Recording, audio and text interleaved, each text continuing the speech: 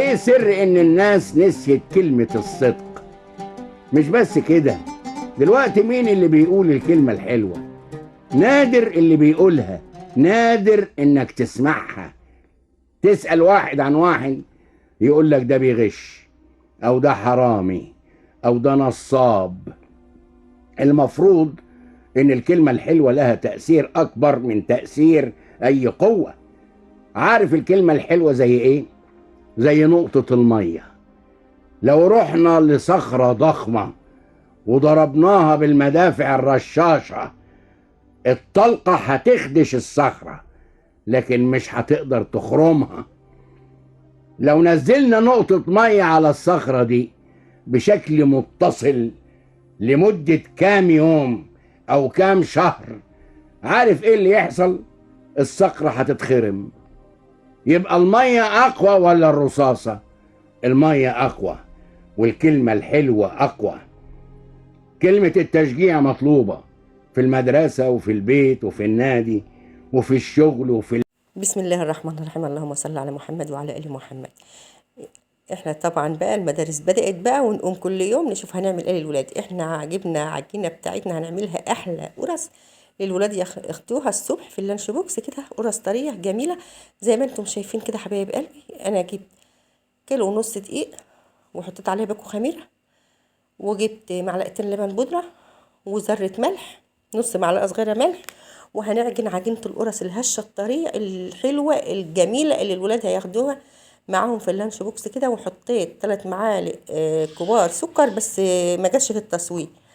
جبت كده زيت من بتاع التموين عادي، حطيت كده حوالي ربع كوباية زيت بس.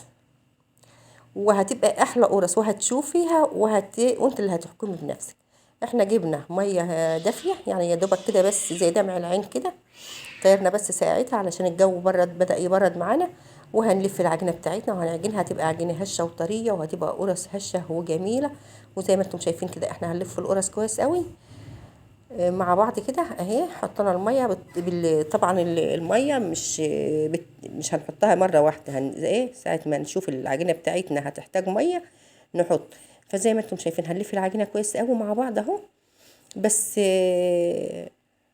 الميه بتاعتنا ما نبهدلش الاول الدنيا كده، نحط ميه مره واحده ويرجع تاني يبقى ايه عايز دقيق، لا نتورط كده ونرجع نحط دقيق، لا الميه لا كده. فاحنا نحط الميه بتاعتنا كده بحساب. ما تنسوش حبايب قلبي بقى لو وصلتوا لحد كده حط لايك للفيديو واشتراك في القناه. اللايك يا حبايب قلبي. جبنا بقى معلقتين كده خل، معلقتين خل. الخل ده حبايب قلبي بينفش القرصه وبخليها هشه وطريه وجميله. احنا حطينا الخل بتاعنا على العجينه، يعني مش شرط تحطها في الاول، نسيت تحطها ايه في اي وقت ايه تحط الخل. فاحنا هنلفها حلو كويس قوي مع بعض اهو، هنسيبها تتخمر.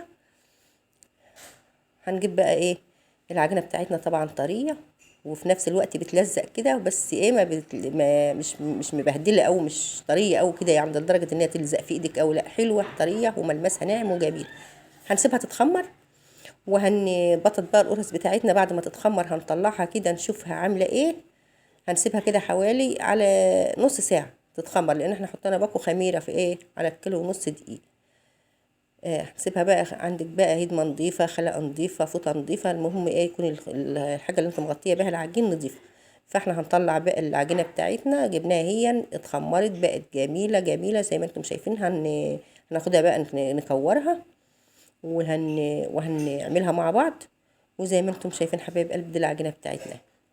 يلا بقى ايه نبططها كده مع بعض. احنا جبنا صينيه دهناها مسحه زيت، وهنجيب نبطط القرص بتاعتنا، وهنجيب في الصينيه بتاعتنا نوع هتشوفوها دلوقتي يعني حاجه جديده. هتحط قرصه على قرصه، قرصه كده على قرصه لحد ما تلفي الصينيه خالص كده تخلص الصينيه معانا. وهنسويها زي ما هي كده، بنرصها الاول نخلص الصينيه وهنحطها في الفرن زي ما انتم شايفين كده بالمنظر ده كده. هتبقى طالعه هشه وطريه، وتقسميها بقى ممكن تقطعها بالسكينه كده بتبقى عامله زي اللي شفتيش اللقمه الصفراء. وهذا منظر القرص بتاعتنا. عايزه بقى تقطعها بالسكينه تقصها بمقص نضيف بقص المطبخ وتديها للولاد كده، بتبقى كده شكلها جميل شبه المثلثات كده جميله، تقطعها على شكل مثلثات كده. ودي القرص بتاعتنا مسكره وفيها سكر، ممكن الولاد ياكلوها كده تحطها لهم في اللانش بوكس عادي، او تعملي القرصه كده بالجبنه وتحطي اتنين على بعض وتحطها لهم. بتبقى جميله جميله، ولا يحتاجوا. وطبعا ايه، وده كان الفيديو بتاعنا.